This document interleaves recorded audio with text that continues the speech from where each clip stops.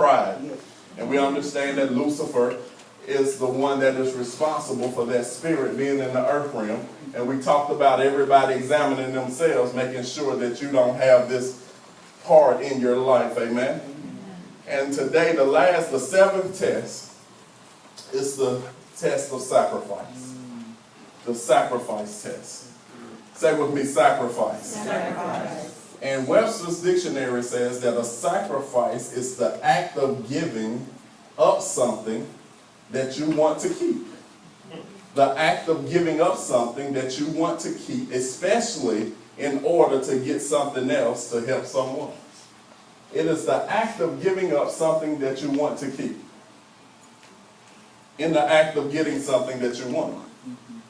Sacrifice costs you. It doesn't come without a price. It cost me something to let KCC go. It was a sacrifice to give up that which has been working and to embrace something totally new.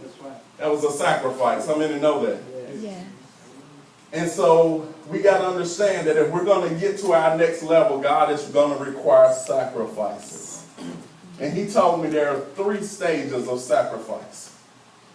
3 stages of sacrifice. The first stage of sacrifice is when God asks you to give up something. It's called reckless abandonment. Say that with me, reckless abandonment. Reckless abandonment. How many know when God asks you to give up something, he don't ask you to give up parts of it, he asks you to give it up in its totality. Yes. So the first point I want to talk about, or the first stage of sacrifice I want to talk about, is reckless abandonment. Go over to Genesis chapter 12.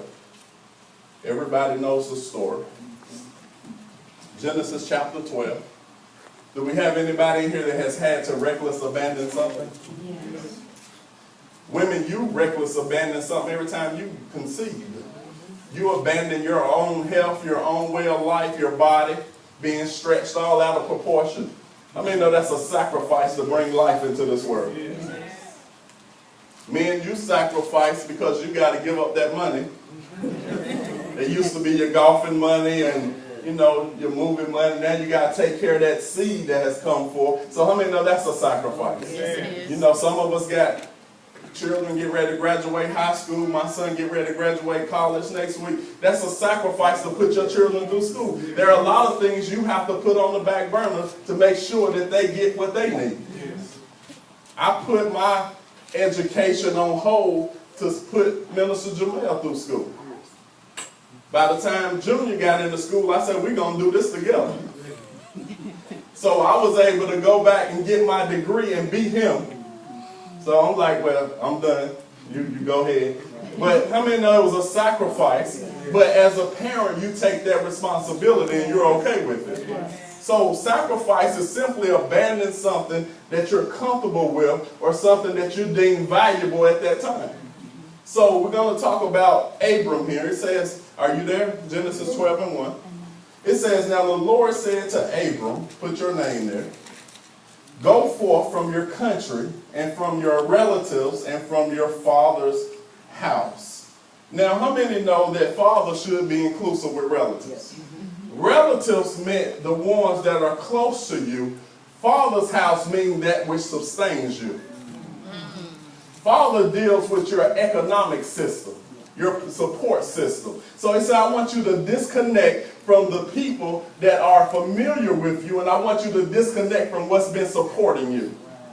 How many know when you trust God, sometimes it is a blind leap of faith? I can't stay there. This is not an expository message. Your father's house, to the land which I will show you. Verse 2, and I will make you a great nation, and I will bless you, and I will make your name great, and so shall